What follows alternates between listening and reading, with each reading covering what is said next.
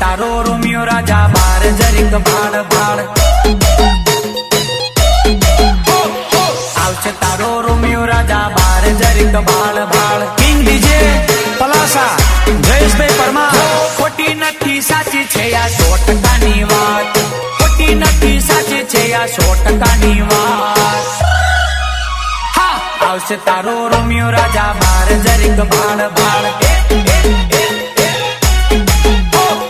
આવશે તારો રોમિયો રાજા બાર જરીક ભાડ ભાડ